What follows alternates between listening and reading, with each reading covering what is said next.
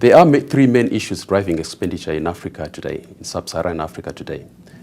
It's rising wage bills, it's the infrastructure deficit, and thirdly is the social spend.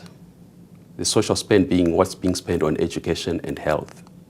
Let me just go through each one of those. The wage bill. Africa finds, especially sub-Saharan Africa, finds itself paying much more into the wage bill. The wage bill continues to rise year after year.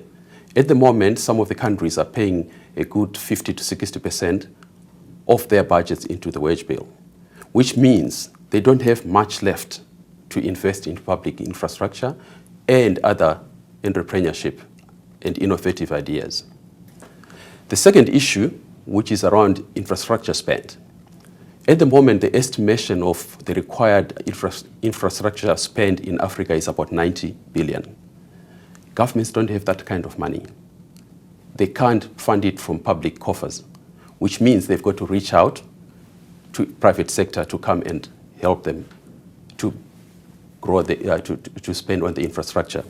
The third area is the social spend.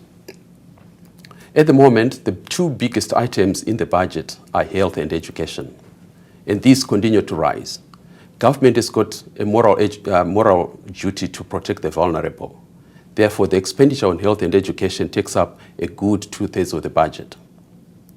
So what you find in summary is that the revenue mobilization cannot keep up pace with the expenditure because revenue is rising at a very basic pedestrian 5% or 6%, but public expenditure is rising at a far higher rate.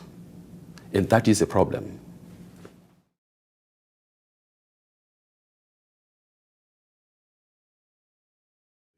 There are 4 areas which government can respond to address those challenges.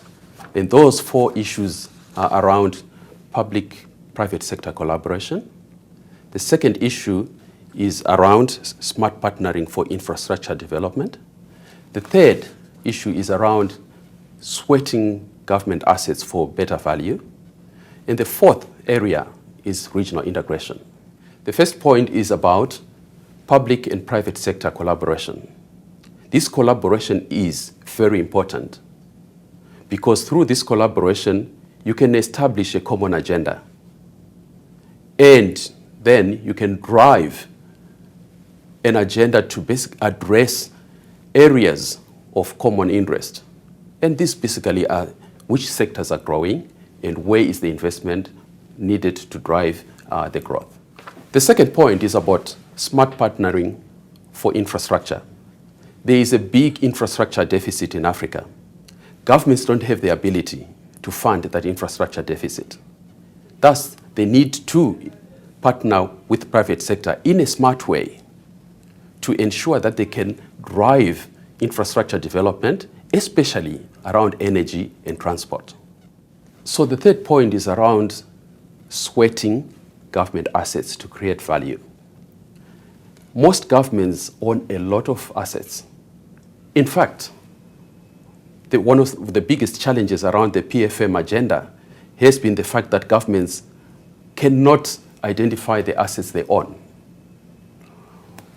The issue here is, if government can make use of their assets, they can create more value at the moment that they are actually doing. The second point is, governments actually can act as a business. They can actually go and borrow on the basis of the assets they own. The last point is around regional integration. At the current moment, a lot of our countries are far too small and fragmented. And therefore, when you look at the number of people in those countries, they are not an attractive proposition for investors. However, when you put these countries in a regional bloc, then you find that the investors are much more interested because the market size grows. So for instance, East Africa, when you look at individual countries, you're talking about 30 million per country. But when you take East Africa as a regional bloc, you're now talking about 120 million plus people. That is an attractive investment proposition.